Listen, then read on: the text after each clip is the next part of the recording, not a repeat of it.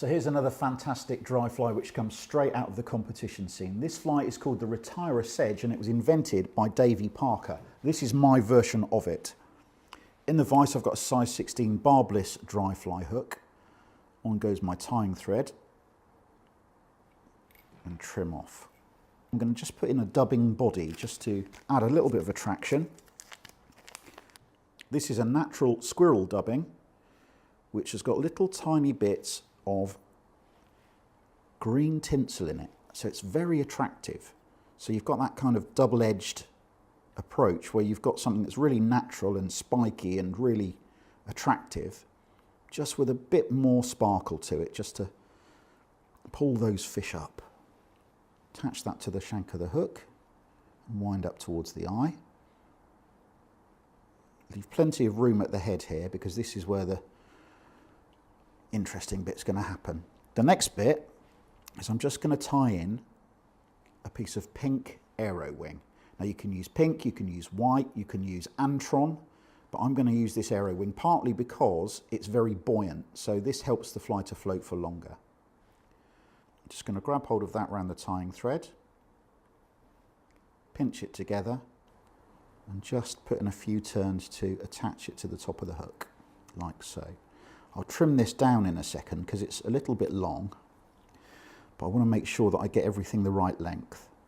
This does two jobs actually. One of the things that it does, yes, it helps the fly to float for a bit longer, but it also allows you as the angler to be able to see it. Sometimes at this time of year particularly, you get those days when you've got, really bright sunlight and sometimes flies disappear a bit on the surface, and what this does is it kind of attracts the light.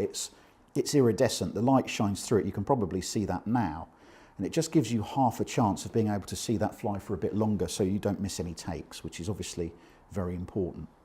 Okay, next bit is the deer hair.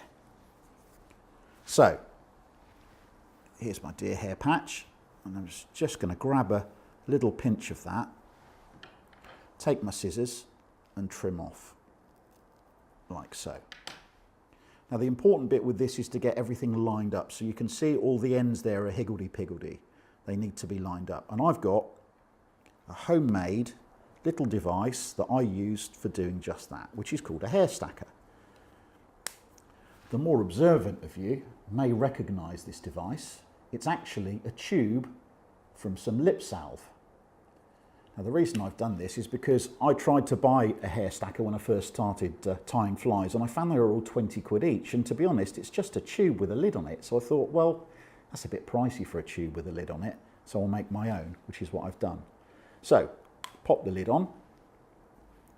I'm going to insert my deer hair into the open end of the tube. That's the bit that had the little screw on it where you can wind the lip salve up. Just tap it in so it's all nice and neatly in there. And then tap it on my bench to line up the point of the deer hair. Now, pull off the lid and magically all of the deer hair is nicely lined up.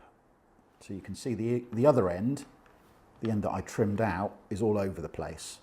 But this end, which is the bit that I'm interested in, is now nice and neat and tidy.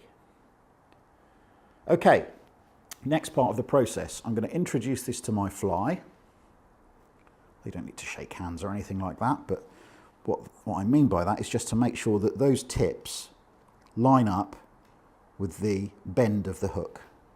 So everything's nice and level, like so. Just lay it on top like that. Then I'm going to come in with my other hand. I'm a left-handed tyer, obviously, so you'll be doing this the other way around if you're right-handed. But you come in with your other hand, finger and thumb, and just pinch like so. And give yourself enough room at the head to be able to get your tying thread to bind that down to the hook. Just going to make sure my thread's nice and tight, and then I'm going to start whipping over the top. And as you do it, you can see the deer hair starts to splay out. Nice and tight. You need to get this nice and tight so it doesn't roll round to the other side of the hook. Bind it down. Just check where we've got to. That looks good. Just a few more turns just to keep it nice and tight. That's the other beauty of using this GSP thread. You can actually give it a really good pull and it doesn't snap. I mean, obviously it will snap if you pull it too hard, but it does actually allow you to get some purchase on your tying. Right, now I need to trim all of this waste away. So I'm just going to pull it up, push my scissors into the top there, and just trim away the excess. And then I can just pull some of these other bits away.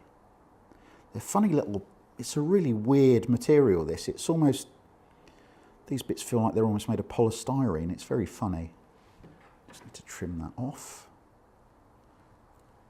Just take a couple of minutes to do this so it's nice and neat and tidy.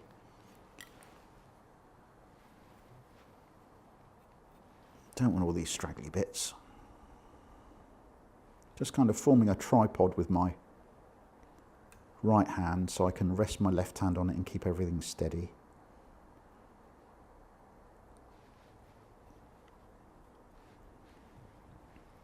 Just keep that trimmed nicely down.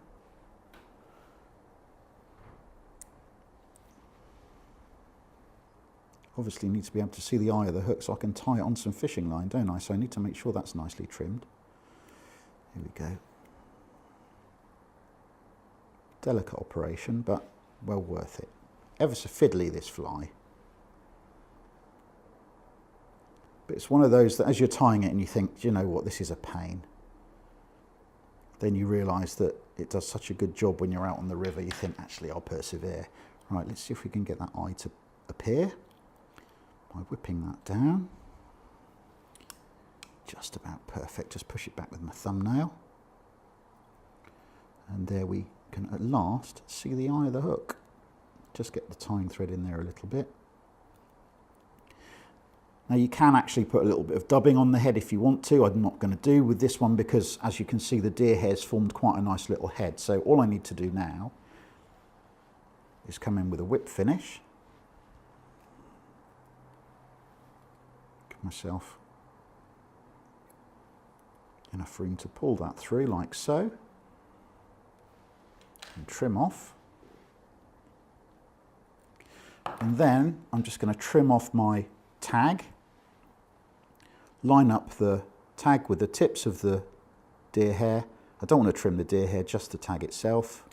And there we go, the finished fly. That is an absolutely brilliant winter dry fly.